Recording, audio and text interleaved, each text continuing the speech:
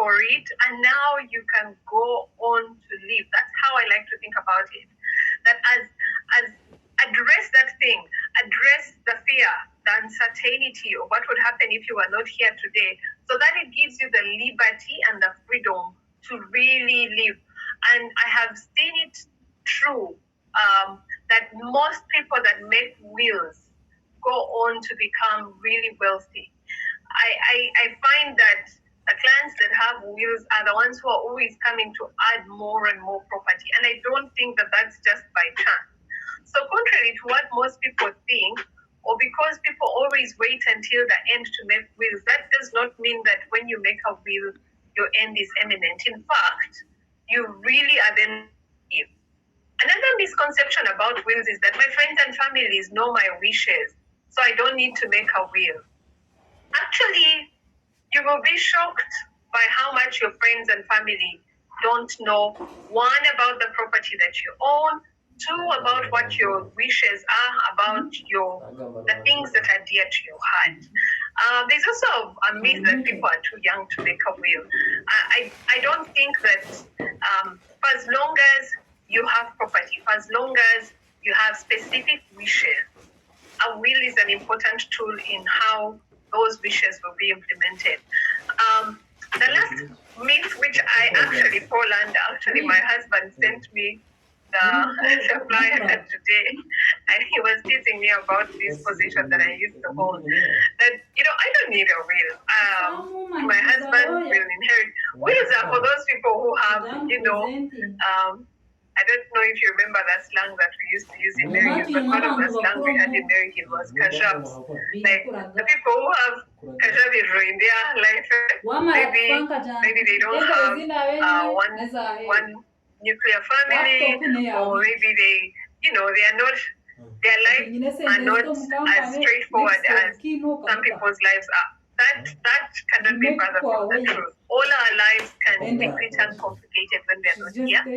And I hope that after our discussion today, if any of the myths you have about wills fall on this or in anything else, you could tell us in the chat actually which other myths about wills do you have or do you know about, so that we demystify them together. Okay, so what is a will? A will, which in law we call a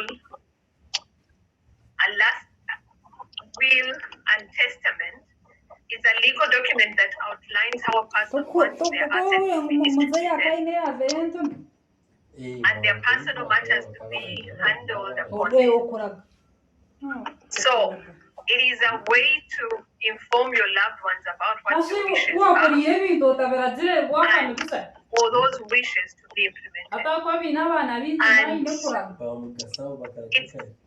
we are going to look together at the elements of the will. I have some little bit of my side.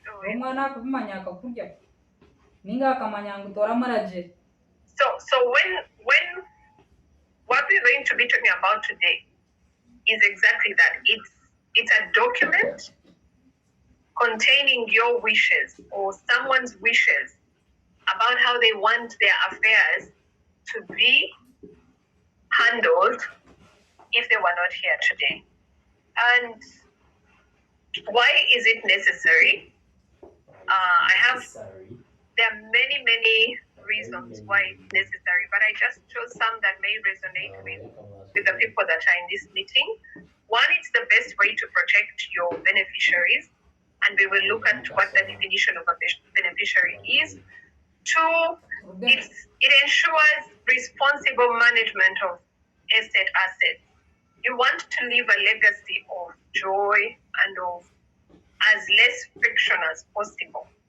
And the only way you can support your loved ones when they are not here is by reducing your wishes into writing. Another one is that it really reduces family conflict.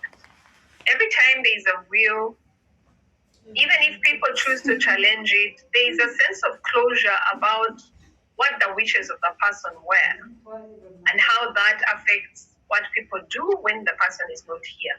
And then for you, even when you're still living, it's the reducing mental stress. Like I said at the beginning, Many times, a lot of the mental stress that you will go through comes from not knowing that if anything were to happen, your state of affairs is not in order.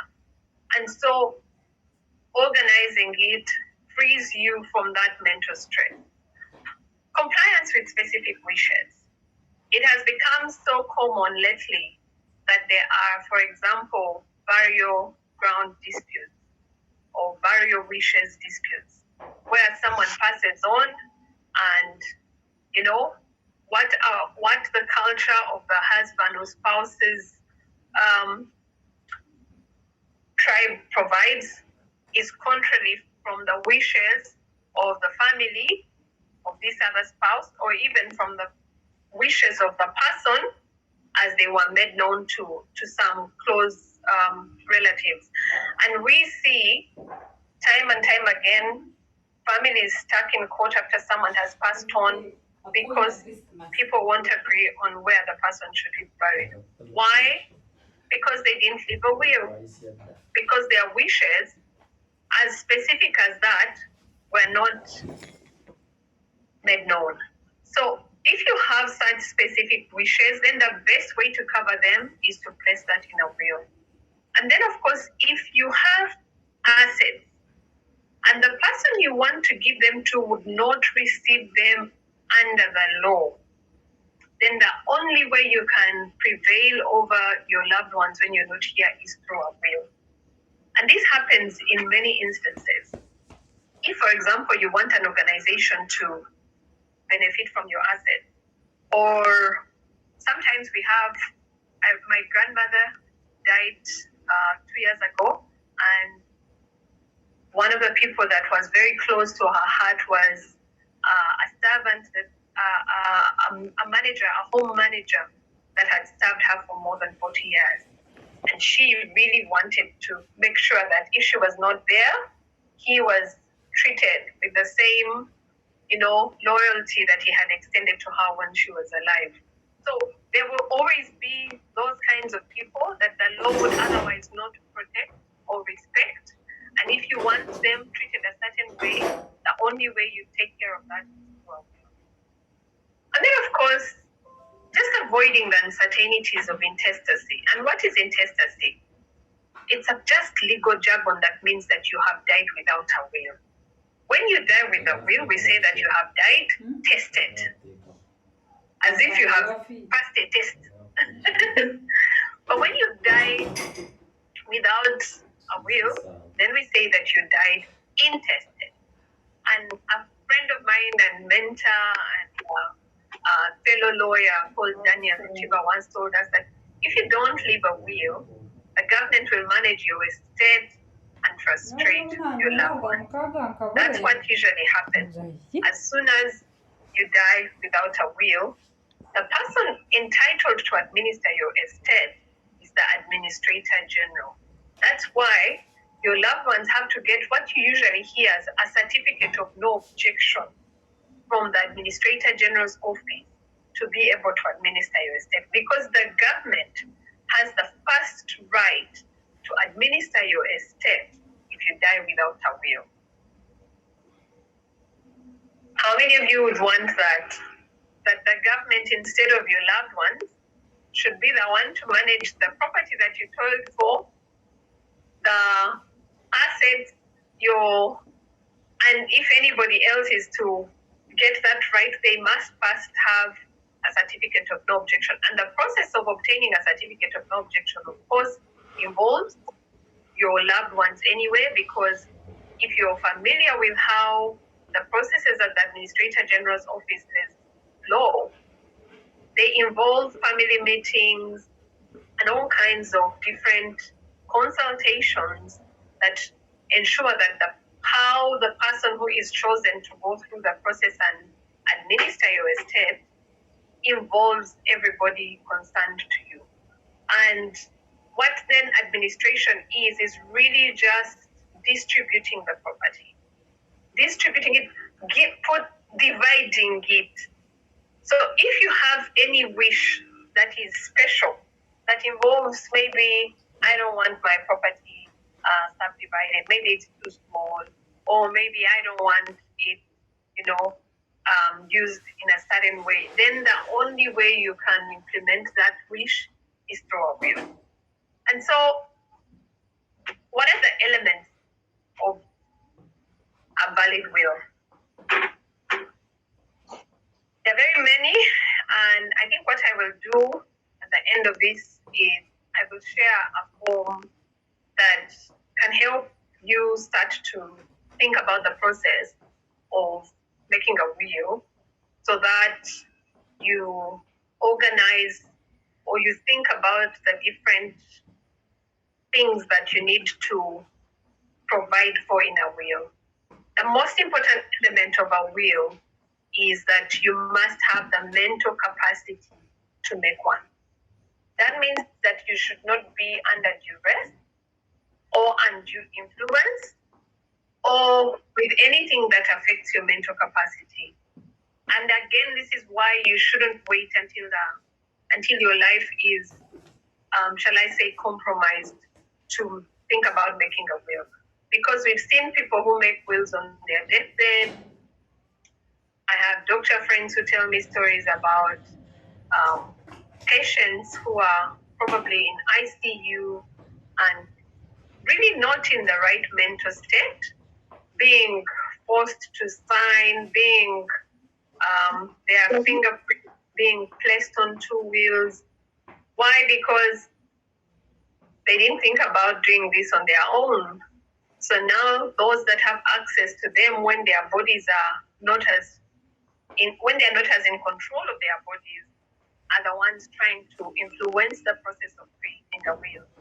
So the law looks very sternly and very strictly at the mental capacity of someone who makes a will. If the will is made either under duress or undue influence, or when someone's mental capacity is affected by, let's say, sometimes it can be dementia, sometimes it can be just mental stress and the kind of illness that can actually affect someone's capacity to make certain decisions, then that will not stand. Another important issue that we think about or that we collect from clients when we are making wills is testator information, testator details. And again, this is how you tell if a will is valid. Because if, for example, I made a will, and in that will I was called Alinda. Be sure that is not my will. Because I went through a deed poll to reduce the nursery rhyme in that name, and it cannot be the name that was on the Mary Hill list. In that Mary Hill S2B list cannot be the name that would be in my will. You can be sure that that will might be false.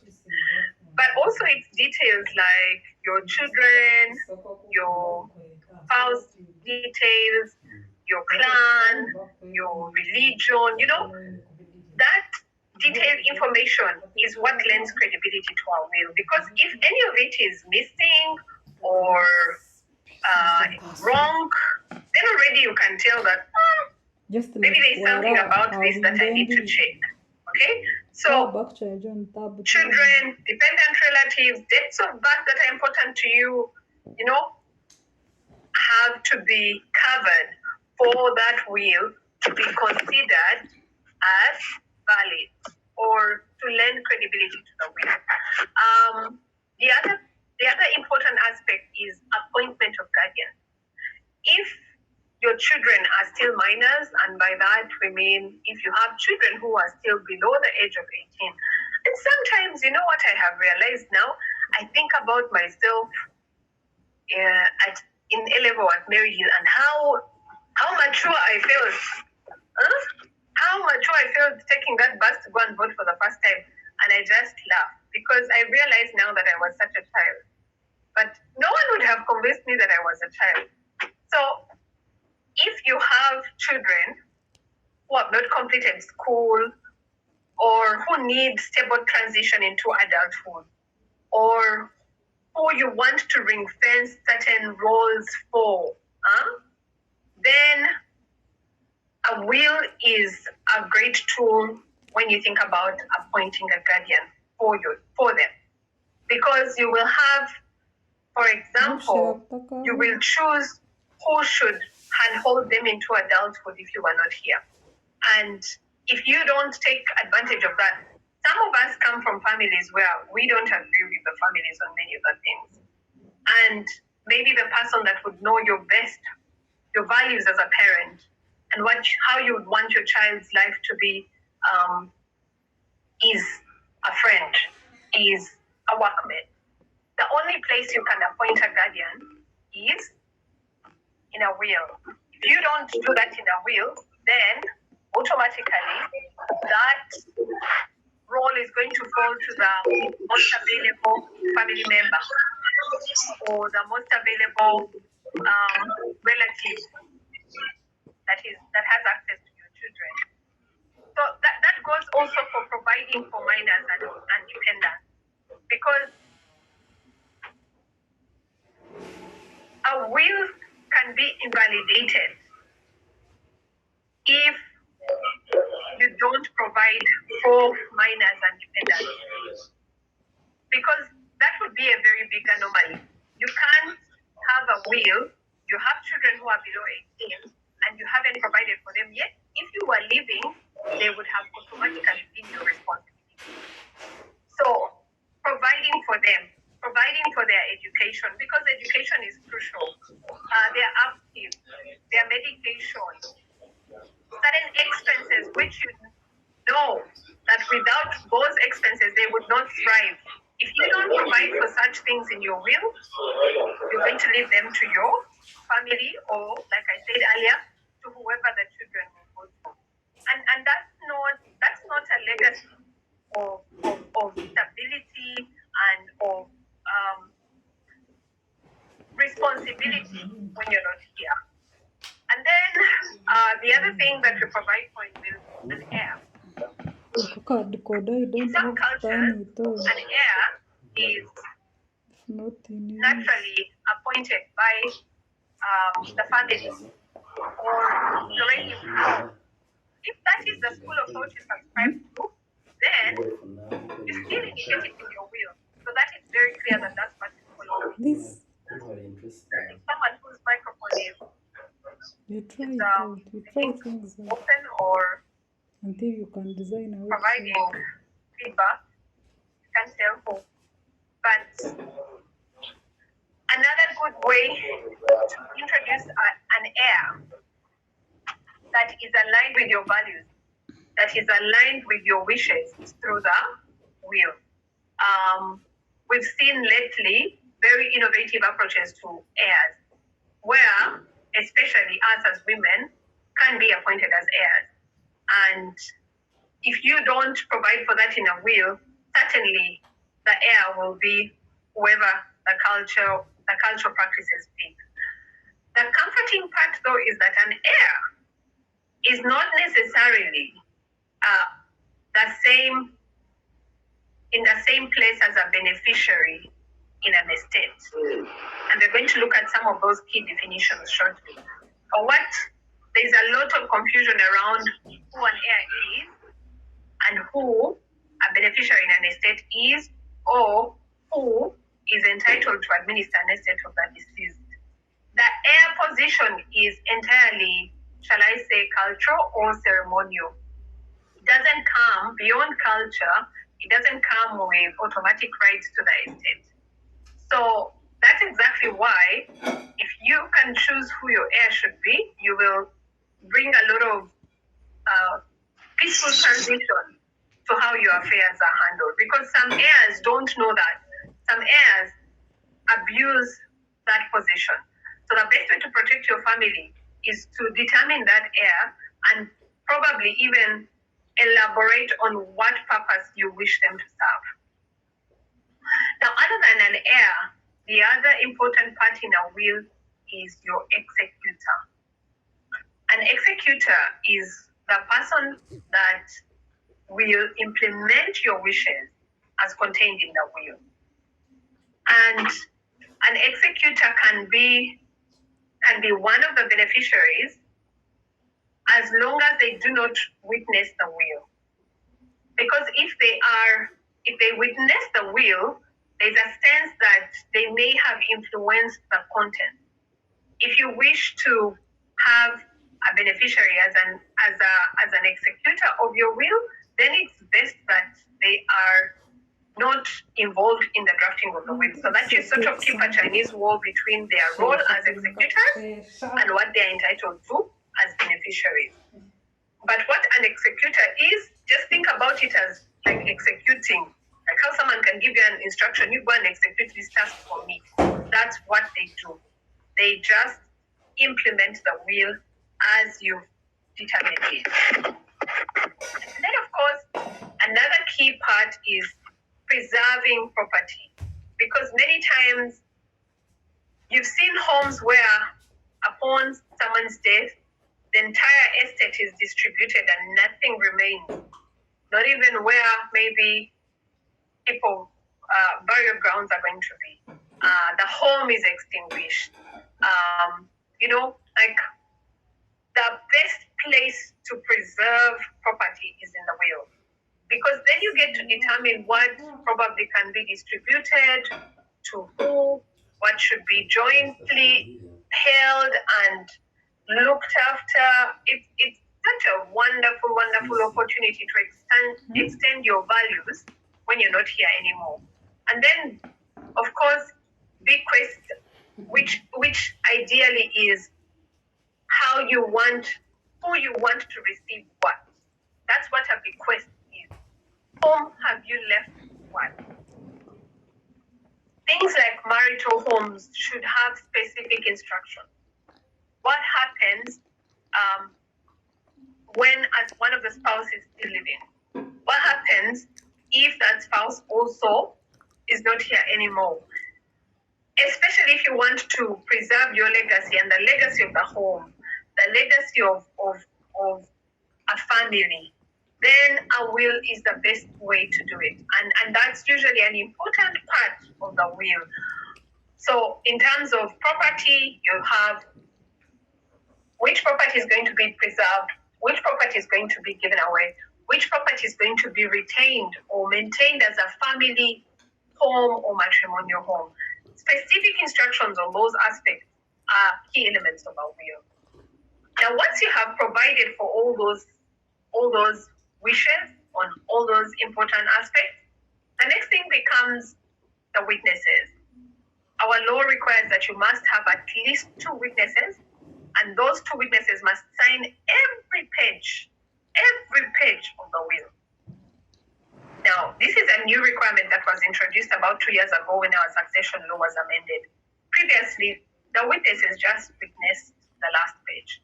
But because of the fraud that is involved in wills, where one page can be taken out and replaced with a page that has contrary to what the original will contained, now witnesses must sign every page of the will.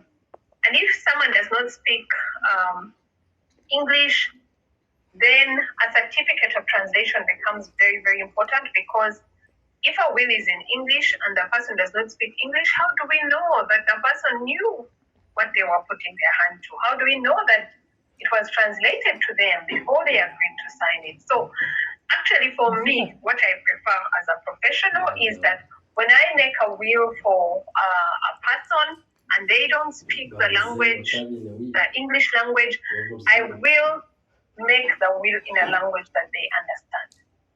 I'm not comfortable having only a certificate of translation. If, for example, I'm dealing with an old lady who is 100 years, whose first language is Uganda, why do I have her will in English? Will a certificate really be enough that I translated?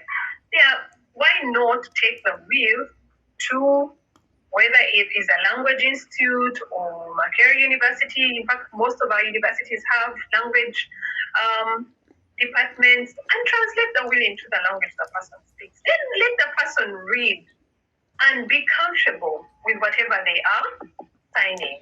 And that takes us to the other part, which is how is it then kept? Most wills will mention how many copies exist, or a good will. A key element is how many copies exist and who have you left them with, so that there is no mystery and secrecy around where the wills are. Because remember, a will is usually wrote out when someone has passed on, and the only way you confirm if this will is really an original will is if there is another original copy that it can be compared against. So safe custody and mentioning who has that safe custody helps. And the last part of a good will is future proofing it. Life happens. Sometimes the person who was executor in a will predeceases the person who made the will. Sometimes all the people who were supposed to be, implementing the different wishes are not there anymore. So a good will have contingency plans in case the person appointed passes away before the deceased or refuses the appointment. Because also and it's not that they will refuse only entirely because maybe they just don't want to be caught up in your affairs. Sometimes maybe the person is now not well enough. Maybe the person is no longer as mobile as they used to, so that they feel that the work that you have entrusted them with, they don't have the capacity to fulfill it. Then it becomes important that you have provided contingencies around who will then be an executor. And sometimes those contingencies could be a criteria on how the next person can be picked. Okay? So that you don't have to worry so much about an actual person, but you just give instructions on what happens if, that eventuality is the case. So now that we know the benefit of what a will does, or how a will helps us to be organized when we are here, it's also important to know what happens if you die without a will. Like I said earlier, when you die without a will, the government is the automatic right to administer your estate lies with the government. So there will be very specific interpretations that affect what happens to your property. The first key provision is who a spouse is. And a spouse for our Ugandan laws is someone who is married, a wife or husband married in accordance with the laws of Uganda or in accordance with the laws of another country that are recognized in Uganda as a valid marriage. So that means that a situation can arise where you are actually in a relationship that is not necessarily a marriage, and as a result of your spouse not being here today, you won't enjoy the protection that the law uses as the foundation for how your estate will be dealt with. So if you find yourself in a relationship that is not considered a valid marriage, a will is a very important tool for you, because that's the only way you can then be protected. Remember, I said earlier that if you have anyone, if you want your property to go to anyone that is not authorized or recognized by the law, then a will is the way your wishes will be respected. So a surviving spouse is a wife or husband who at the time of death was married to a deceased person, and they must have been staying together for at least 2 years before the death of the deceased person. So we've had situations where people have been separated for many years, and then when someone is no longer here, they want to come and lay claim to the person's estate. It's not enough that you must be married, it's also that you must have been staying together. And if there's to be a separation, then that separation has to be a separation that was not because of, shall I say, the relationship deteriorating. Sometimes people are separate because they are working in other countries, or they're on study, or maybe they are raising family somewhere else. And so the separation is sort of an agreed part of the home. But you see, arguing those facts when the person that you agreed with that let me go here, when that person is not here, is a difficult task. It's a tall order. So again, that's why it becomes very important that you have a will, which clearly shows that yes, this is my person. Even if they are not with me right now, they are the ones entitled. Then it takes us to who a beneficiary is. And why am I defining these relationships or these key people in someone's life? The distribution of percentages for the estate depends on the relationship. If you can see the last table that I'm showing on the screen, a spouse will get 20%, linear descendants will get 79%, and a customary heir will get only 1%. So a spouse I've already defined. A linear descendant is a person who is descended in the direct line of a deceased person. That's a child, that's a grandchild, that's a great-grandchild up to the 6th generation. So even if someone's child is deceased, if they have children, the grandchildren qualify. Even if the grandchildren are deceased, if they have great-grandchildren, they qualify. So a linear descendant, the linear descendants to a deceased person make up the biggest amount of what is distributed or of the estate. And then there is what we call now under the law a residential holding.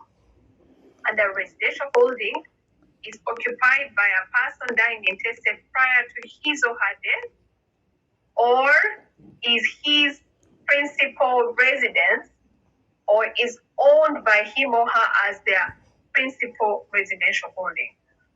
So in some cases, when the residential holding ideal is in many cases the matrimonial home.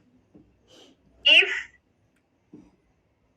it cannot be easily determined, then an allowance is made under the law for how much of the estate can make that up. But also a residential holding is an entitlement of a spouse. That's why I was saying earlier that you have to really think about the matrimonial home and provide for it. Because we've seen so many women that toil while living with men when they are cohabiting, lose or suffer the threat of losing their homes entirely because there's no will, and that home is under the law an entitlement of a spouse. So that children are chasing this woman out of the home because they don't want that home to be considered a residential holding.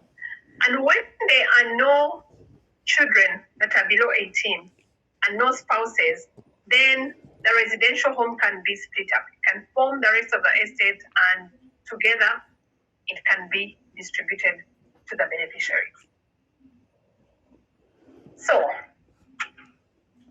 think about it. Would you be happy with this legal distribution of your estate? Or would you rather decide for yourself what will happen when you're not here? I think that, honestly, I know for sure that for me, if I was not here, I would want 100% of my property to go to my husband. And that's why you've been seeing lately spouses parents being hounded out of homes by children. The children just see a property that they could sell going to waste, and many times the people influencing them don't share the values that you instilled on them. It just takes your child getting married to someone whose values are totally different for them to insist that you get out of a property. Why? Because that property was in their father's name and the father left no will. So what are the other estate planning tools as I start to bring this discussion to an end? Even if you say to yourself, you know what, Linda, I'm not ready. I'm not there yet. Let the living take care of their issues. Me, I will be in heaven. So what are the other ways you can still nonetheless plan your estate? Because a will is just one of the tools that exist in a large pool of estate planning tools. One of those estate planning tools is trust. A trust is an entity, an organization that is not a company or the normal business entities that you know. It is an organization that is dedicated to holding property. And if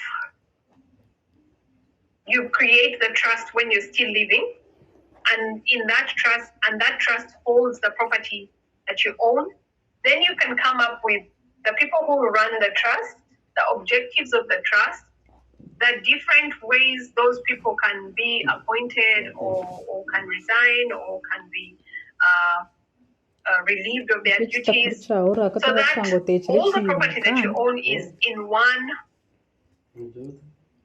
vehicle, and that vehicle is dedicated to values and objectives that are aligned with your wishes.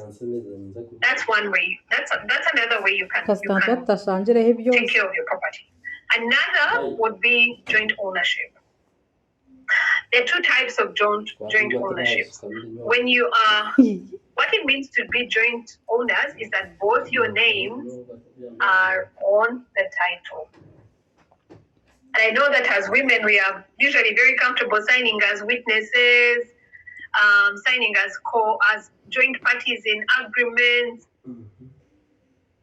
The best way, if you would like that property, if you are not here to completely 100% go to someone else, then be joint owners. Or be joint owners that are what we call tenants in common.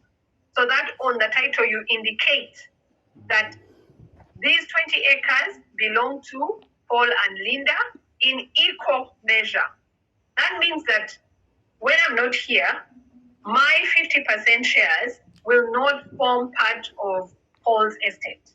They will be mine, and they can be put to my estate and then determined either in accordance with the law if I don't have a will, or in accordance with my will if I've left one.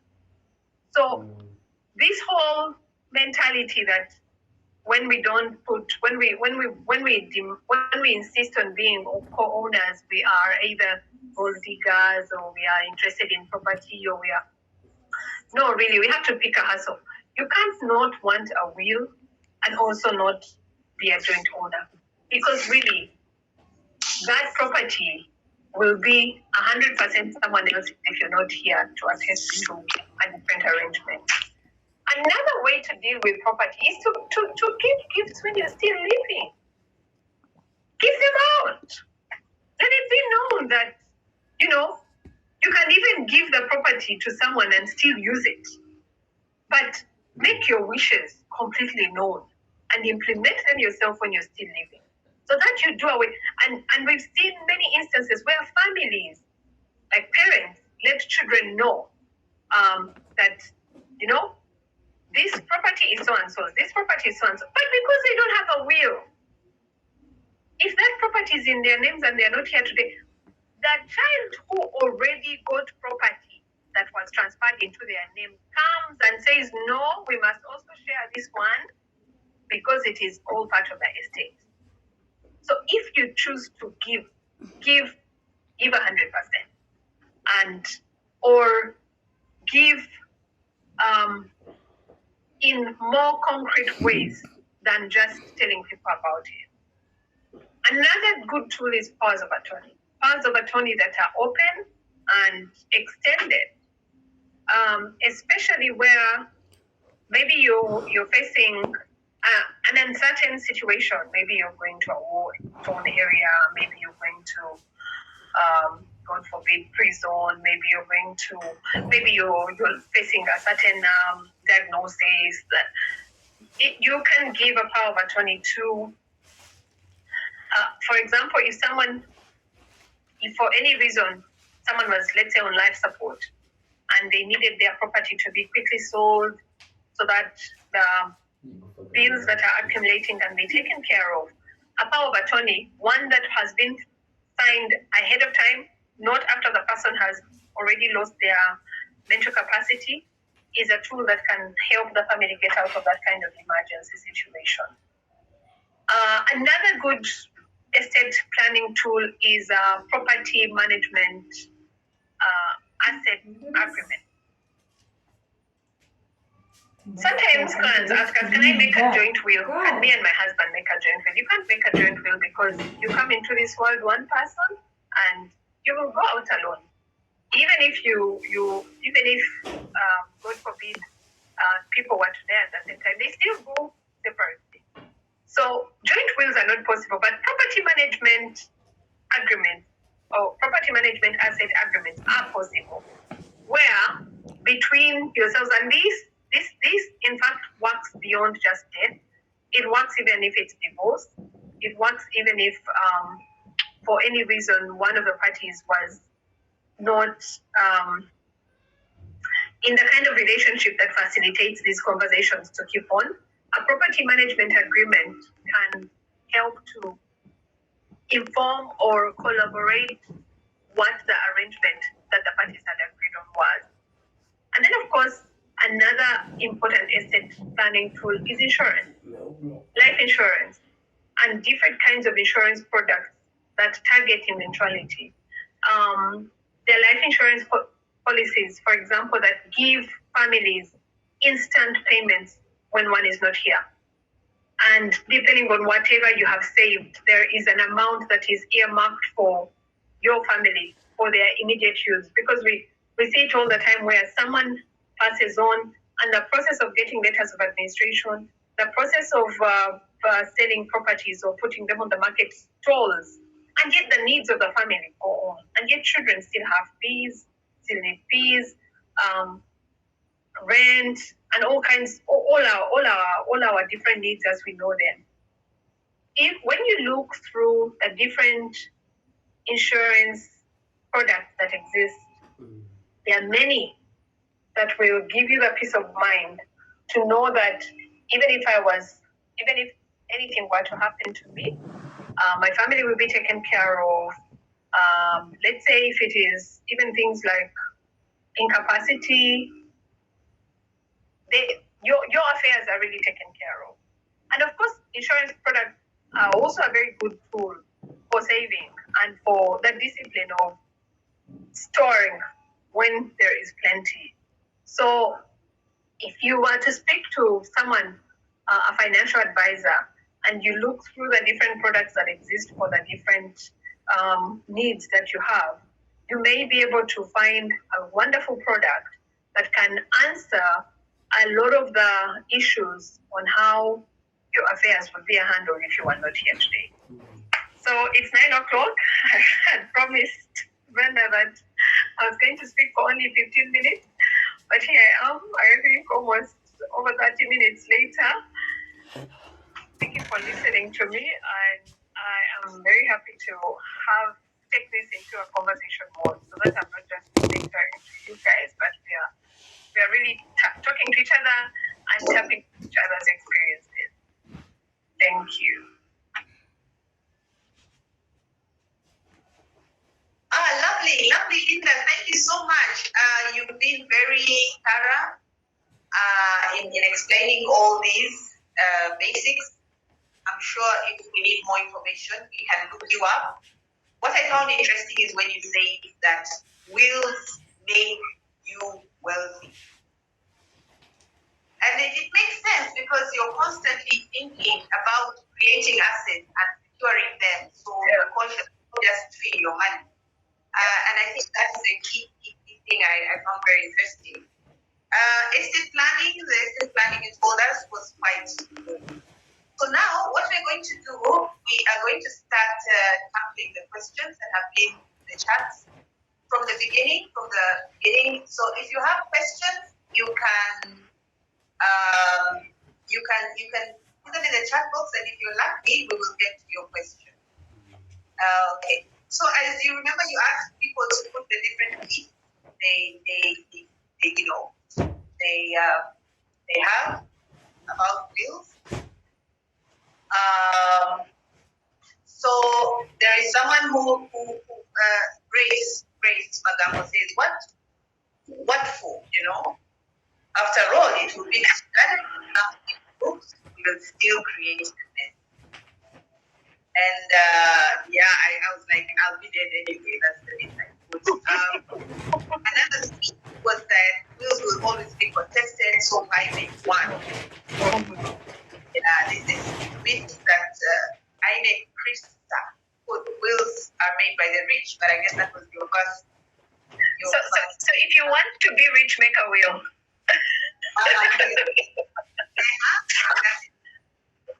Okay. So I'm going to ask you a question that came to me even before we started. Did it not?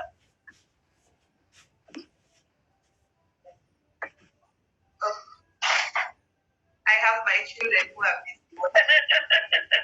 I know, I'm just very lucky that mine have not yet found me. Okay. So now, there's a question of probate. You never mentioned it, but the question here that my colleague was asking is that what if you have probate, say, in one country, the UK, but you have property both the UK and Uganda? Can you use the UK probate to sell, say, the Ugandan property? And I think this question, therefore, will even help you talk more. Still again, there's a question of a deceased person having two sets of grandchildren want to change the terms of the will, even though it has gone through probate. So this lady was asking about that. How can you respond to those questions? Yeah, probate. Okay, so my understanding of probate, we call it grant of probate, is that it is the instrument that is granted to an executor to implement a will. So in Uganda, there are two, and in most Commonwealth countries, there are two instruments that are used to look after property of deceased people. If you die without a will, you will go through the process of getting letters of administration. If someone dies with a will, the executors will apply for a grant of probate.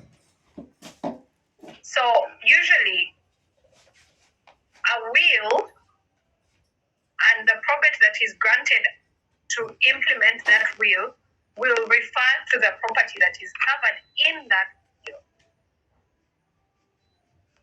Because it's very hard for property that is not covered in the will to be made part of the tested estate of a deceased person. So, and that's why it's important to have to update wills and to have to make your wishes known, because I think that the person who asked the question, the grant of probate may be for the property that is out of Uganda, and then the property in Uganda would have to go through a process of obtaining letters of administration if it's not included in the other will.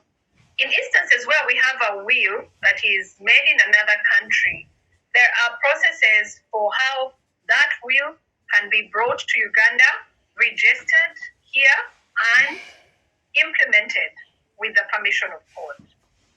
So I wish the person who asked about probate could just let me know if their understanding of probate is resonating with how I've explained it.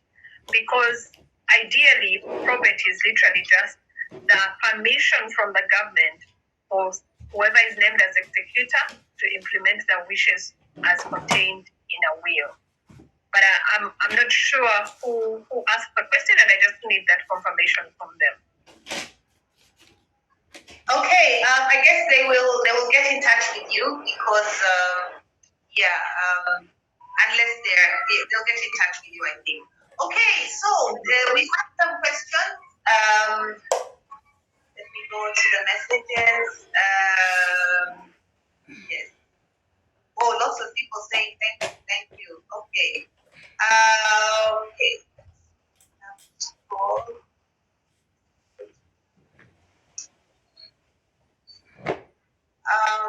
Yeah, I see a question. I see some questions here. Okay. One of the question is, are witnesses supposed to know the contents of the will? Yes, that one.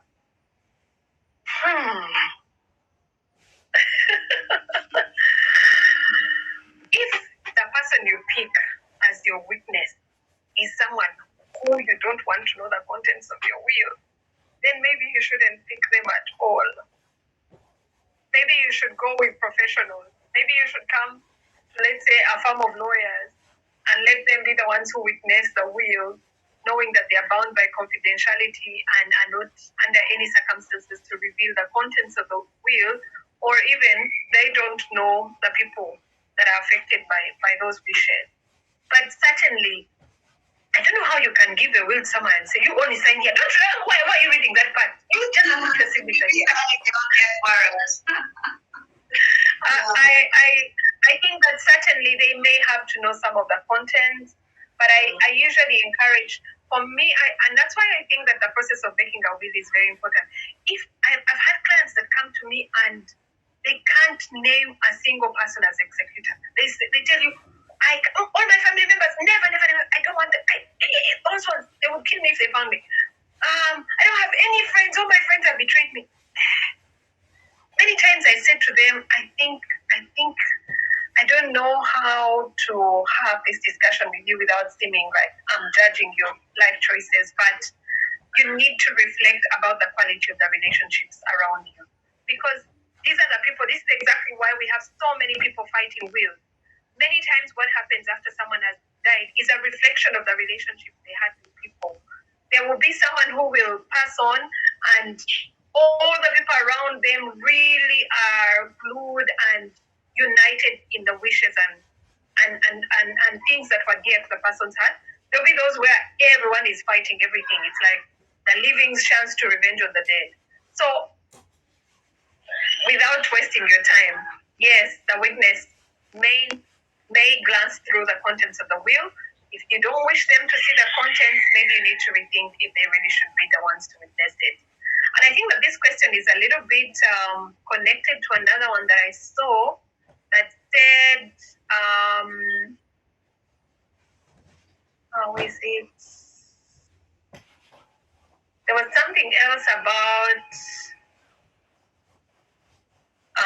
in large estates, doesn't mentioning who has a will have safety implications. So when you mention who has a will, ideally the contents of a will remains secret until the person is not living. So it's not, a will is not like a diary or a love letter that will always be lying around. No. Many times, and that's why it's important who you give your will for safe custody. That, in fact, as part of the will opening process, the person must show that it is sealed, that it is still sealed as they received it. Many times the people who have custody of the will don't know the contents of the will. There are instances where someone is even mentioned as an executor and they did not know that they had been chosen. Although I don't really encourage that, because I think that the person deserves the not just the courtesy, but the I should find out that I'm the one going to be fighting over with your whole family about your wishes when you're not here for me to have that conversation with you. But because also this person walks the journey with you and prepares to, because for example, some executors will know where the trouble is going to come from, or whose cooperation they can rely on, or who would know certain things that they need to find. So it's important that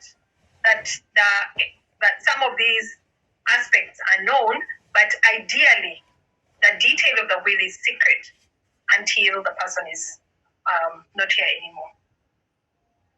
Okay, then Fiona was asking, what about newly married people and maybe the honeymoon or something, Yep. So when it takes at least 2 years, what it's trying to say is like a maximum. It's not a minimum. If it's to prevent a situation where people are trying to get back into others' lives only to claim property. So if it's for example, if it's a newlywed couple, certainly they would have been together for under 2 years. So that provision would not, and there's been a lot of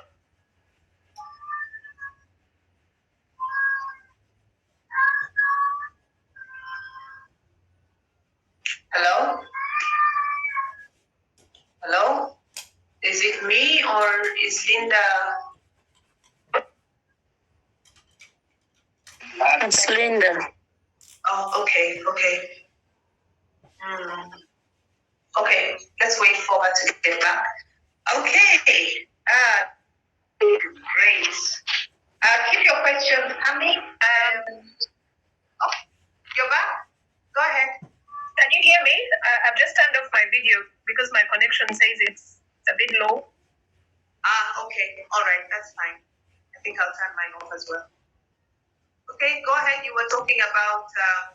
Yes. So that separation is a question of law, and the rationale is really, it's not so much to prevent people from benefiting if they have been only recently married.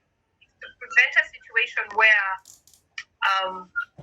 people that were ordinarily separate, because many times it so happens that people will live separate lives but not go through a formal divorce process. So it's more to prevent the abuse of the marriage relationship. That's interesting. People who are separated but they've not gone through the process, and then when one of them passes on, the other one claims their rights, quote unquote. Yes. Okay. Especially one of the common situations is where people are ill for extended periods. You find that maybe someone was ill for, let's say, 5 years, 10 years, and during that time, the other person actually really moved on, and the person was nursed and looked after by, maybe parents or other family members. And then when the person is not here anymore, the other person takes out the ring, shines it, wears the blackest dress, and looks the most bereaved. So it's more those kinds of situations than it is to newlyweds.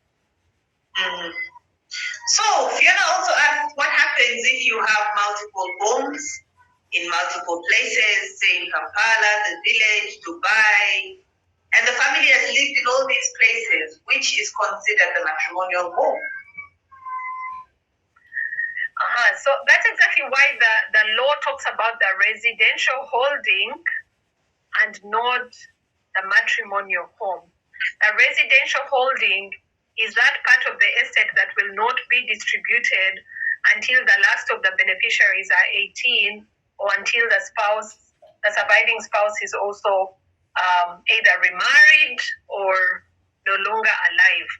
Because in cases where it's very hard to determine what the actual home is, then it is, I believe it is a maximum of, the percentage escapes my mind, but it's something like 5%. Because sometimes you will have, let's say, a home that is sitting on a ranch that is square miles large. It will be, of course, the ones who are in the home will want to say, no, this is the matrimonial home, you can't touch it. But the rest of the people who are not living in the home anymore will want to have it distributed. So it provides a certain percentage, a percentage of the entire estate that can be held as a residential home. So not so much a matrimonial home, but because now you're looking at a situation where the death is intested, so now, we no longer are looking at the romance and the love of the matrimonial home, but looking at the residential holding, What is that part of the home that must be preserved as a home for the family until the children are adults, or until this spouse is not needing it anymore, is not alive. So it is a percentage that is predetermined. Now, if you have those homes in melting places, then they will all be considered as the estate in its combined value, and then that percentage is what will be determined to make as a receipt holding. Okay. Yes. Oh, all right. So Patricia Tichonto says, can I write my will in my 30s? What's the best age to write one? I don't think it's so much an age issue. It's more, do you have specific wishes about how your affairs will be handled? One of the topical issues that has come up is, for example, young women and where they're buried. Families have been caught up in litigation. Let's say, you know how we have our sentimental attachments to our children, especially where our children have not left children. So a mother will still feel that this is my baby. At least let her be buried here where I can, still have a sense of proximity. And the husband will be saying, I paid my dowry. You shall not insult me. This is my wife. So certainly, if you have specific wishes about some of those things that are dear to your heart, that you know will cause the people that you love such great distress, a will is a good place to provide for them. Outside even just property. Because, for example, I know that so many young women would rather be buried, because there's also this notion that the man will move on. He will, he'll marry somebody else and his life will go on. Maybe you are your mother's only daughter, you haven't left a child, So that's a good thing, that's a good consideration for young women, for example. Because if you don't provide for it in a document like a will, certainly you're going to go to, if you come from the wonderful hills of Morocco, you're going to go to Kanungu, wherever you are married. And maybe after a few years, they will need land because, those people don't have a lot of land and they have to cover your grave and grow plants on top. So anyway, that's a good consideration. Okay. When Professor Lillian is asking, what are some of the examples of trusts in Uganda? So even this week, as I speak, I'm incorporating 2 trusts for clients. Wow. There are families that have multiple properties and many beneficiaries, and you want, maybe the properties are income generating, maybe they are being used for rental properties or for agricultural and farming purposes, and they are income generating, and of course they have certain expenses. But for example, you never want a child that has your father's blood running in their veins to not have fees, or someone who needs medical care if they've fallen on hard times to be catered for. There will be objectives for the trust. Those objectives are usually aligned with certain family values or certain wishes. I know if my grandmother had left a trust, she would have wanted us to maintain her tithe amount to her church every Christmas. But there will be those kinds of objectives and purposes for which, if you don't have the property organized in a trust, so that there is a committee of trustees that are the ones running the affairs of the trust. They render an account for all that income that is generated. They cover all the debts. Actually, one of the myths that I didn't address is that when I die, my debt is extinguished. Your debt does not die with you. Your debt moves on to your estate. So if you die without paying your debts, they're going to attach the property. Now, if your property instead was in a trust, that trust is a vehicle on its own, and that trust can then, for example, pay your debts, or at least make the decision on what property will or proceeds will go to the payment of the debt. So the majority of trusts that we have in Uganda, the known ones, are usually the big ones like MTN Foundation, I don't know what foundation. Those ones are corporate vehicles that are dedicated to certain public good objectives. But trusts in Uganda, the majority, they are vehicles that hold land, and that's all they do. They just hold land, so that where the land was in XYZ's names as a deceased person, it's moved into the trust of XYZ family, or the family trust of XYZ. And then that is the name that is on the title. And as a result, everyone that is a beneficiary in that family has access to the benefits of that property in line with the specific objectives. Up to the 6th generation, you say? Yes. So that's why you provide for how the trustees will be appointed, how they will be discharged, how they will resign, how new ones will be appointed, because you just keep getting, a democratic way of appointing who runs the trust, and then everybody is able to benefit. Okay, Twin of Patience, Irina Tuko are saying thank you. Irene says this is very valuable information. Okay, so we have lots of people say, Daliana Del is saying, can we have part 2, please? There's lots of issues that require further engagement. We'll see how we can. I think the best part 2 is for you to find a lawyer you trust and start having the conversation. Yes, you need to move to the doing. But like I said, I can share a tool that helps you collect everything that you have in one place, so that you start to think about how you not just how you provide for it if you are not there, but how you grow it also, and just have some reflection around the property that God has, made you a steward of. Lovely. So I think the MOGA team will flash it on the pinboard so that we can all get the tool. So lots of people, Arie Eloise is happy with you. You are her kind of chairperson at the time on council. Okay, so I see, Ed Gold is saying that in some cases, trustees misappropriate what they have been trusted with. Is a corporate trustee an alternative? So if you see the kind, that's why I say that there are 2 types of trusts. There is one that is registered more as a company, and then there is the one that is entirely just to hold land, and that's why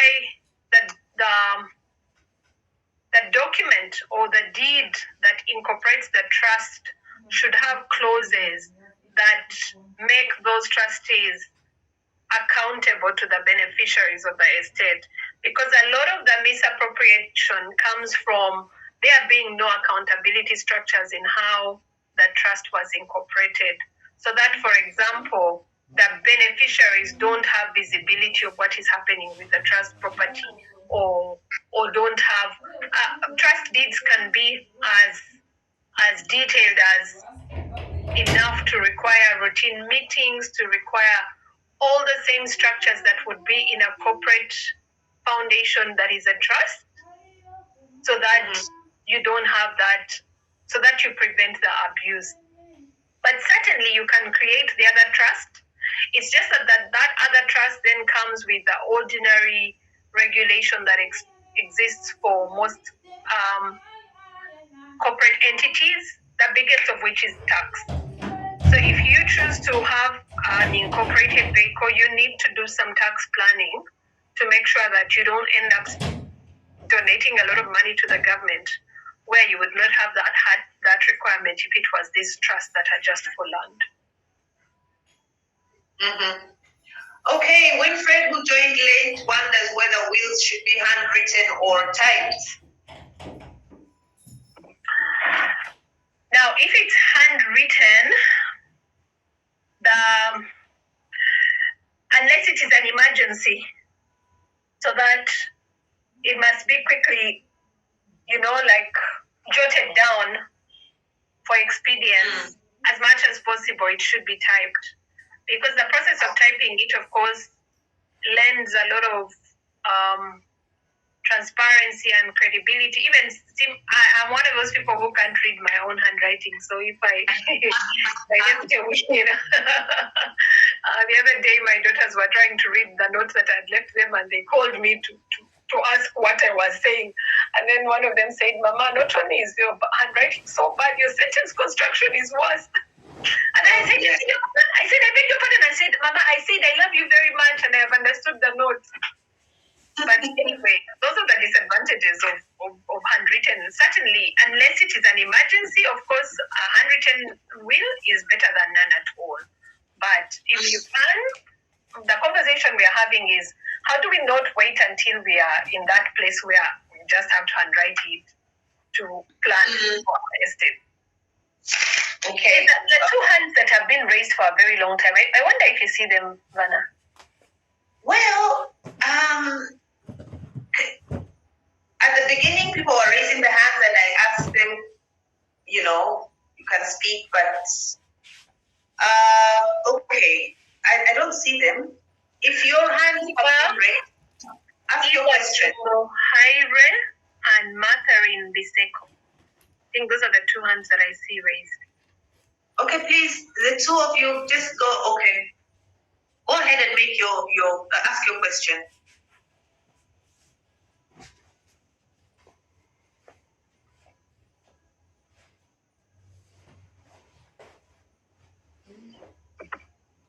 They may have raised their hands inadvertently. Sometimes that icon just has a mind of its own. It happens. When Baba Lillian is like, so if I remarried after the death of a spouse, I lose my spousal rights of the deceased? Is that it? Yes, and that's why it's that you lose, for example, you lose the residential holding, because you see, the residential holding is that part of someone's estate that still functions as their residence. So now, if you have remarried, but if that is the wish of your spouse, that you're free, then a will is the best place, because then they will leave the property to you, and you will be able to use it as you wish. Okay, that's good to know. Now, I have seen cases, and because I think we've come to the end of the questions, but I've seen cases where people have what they call second marriages, like this lady mentioned, blended families, we normally like true stories. Do you have a true story you can tell us, and especially from the woman's perspective, what we need to be careful about? I think that will be maybe the closing response you can give. Yeah, I think that sometimes there are wishes that make the implementation of the will almost impractical, to an extent where it may have to be disregarded. Despite cherishing certain values, and despite really wanting to have those values and wishes respected when someone is not here, you have to be careful about how you provide for what happens when you're not there. For example, sometimes the restrictions on, we've had, for example, wills where the person says, if my children ever divorce, they will lose their inheritance, or they should not be allowed to have any part, or if they change religion, or if they become homosexual. I think that there's a certain part of making a will that requires you to accept that you're no longer here, and the lives of those that you left behind must nonetheless continue. So many times when there are those kinds of, let's say, controversial wishes or restrictions, they will be disregarded. So when you're making a will, yes, I see Grace in the chat saying you're dead. Accept that you're dead. It shouldn't be so much a process of stifling and controlling life when you're not here. It should be more a process of enabling stability and a legacy of peaceful transition when you're not here. Mm. Okay. Lovely. All right. I have seen cases where, like you mentioned, joint ownership. Immediately, even while you're still alive, you can,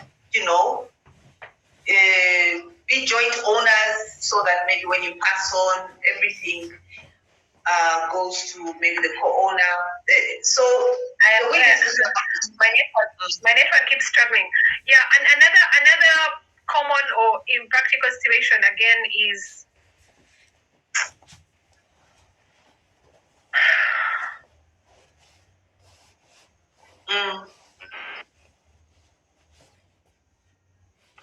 Vanna, we had said that we should do a maximum of 1.5 hours. I think my internet overheard us and is now trying to frustrate any further engagement. Can you hear me now? Yes. I am trying to change to a different. Okay, as you were sorting out that, we have our vice chairperson who's going to give the closing remarks. I hope you're close by. Yeah. Okay, Linda, you're okay now? You can give your closing, like, take homes, and it's been such an engaging conversation. So, Linda, can you give your take homes, your parting shots, and oh dear. Okay. Yeah, I seem to be back for only a minute. If you can hear me, Yes. just think about what we spoke about at the beginning, that actually a will has more purpose than just providing for death, and have a healthy attitude towards the making of one. Tap into the network of professionals that we have to start thinking about how to organize your estate. And even if you don't want to have a will particularly, at least make use of the other estate planning tools that we mentioned, so that nonetheless you create a semblance of a legacy of joyful, peaceful transition if you are not here. Lovely. Thank you so much, Linda. I mean, I'm amazed. We've had always like 100 people. Okay, the numbers are dropping, but we're still 80 strong. Thank you so much to all our listeners. We are going to make sure that you get her contact in case you want to get in touch for her to help you, or any questions you have. Thank you so much, and I'd like to hand over to the Moga team. I've been your host, Vanna. This has been an exciting webinar. So my children are trying to record it. I want to see what they try to do. Okay, over to you. Is it Amelia? Sorry. Over to you.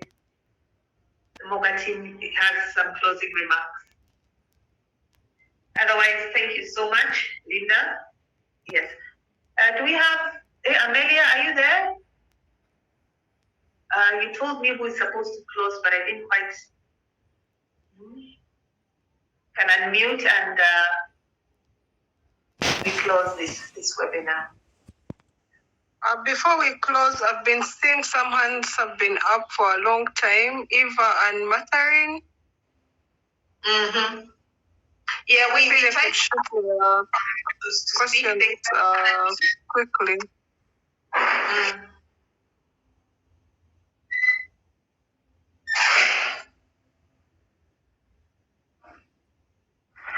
We tried to engage them, but it seems their hands were raised inadvertently, so it doesn't seem like they like Eva has lowered her hand, so I think Catherine is probably not aware that her hand is up. Okay, so yes, please go ahead, and we thank you, Moga, for this engagement. I pray that we have many more, because we have so many professionals out there. We have so much information we can share.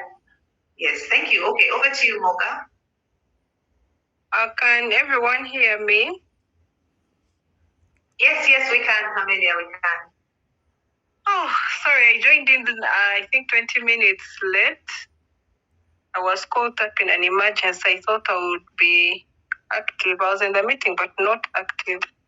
Sorry, I joined 20 minutes late, and I think I missed out on very vital information in those 20 minutes. Wow, it was a powerful evening. And on behalf of the MOGA executive, I want to extend our heartfelt appreciation to each and every one of you who showed up and has showed out tonight. I don't know how it was for you, the ladies, but for me, okay, I'm in the category for the single ladies.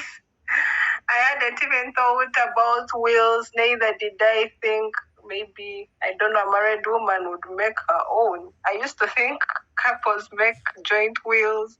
So I really learned a lot today. Yeah, and I learned that I don't have to wait maybe for a certain age to start. As long as I feel I have something I need to make a will for, I'm good and ready to go. Thank you so much, Linda. To amazing host, Vanna, you're such a good host today, very good moderator, and a great timekeeper, I should say. Linda, thank you for pouring into us with such wisdom. Oh my God, I'm so grateful once again. Please don't forget to share with us the form you promised, because Moga ladies are requesting for it. I think they want to start working on the wheels as soon as possible. And to the rest of the Moga ladies, our guests, thank you for attending our very first webinar. And as Moga ladies, we are committed to continuous connection, learning, and empowerment. And tonight was just the beginning. We request for pardon on the challenges incurred. We hope to do better next time. I'm echoing that Moga is going to be having webinars every second Wednesday of each month. And we have started with this month of April. So mark your calendars, invite your classmates, invite your sisters to come ready for more inspiring, relevant, and empowering conversations. Let's keep the fire burning beyond tonight. Stay connected, stay inspired, and above all, stay proud to be Moga. Together we rise. Thank you, and have a good night.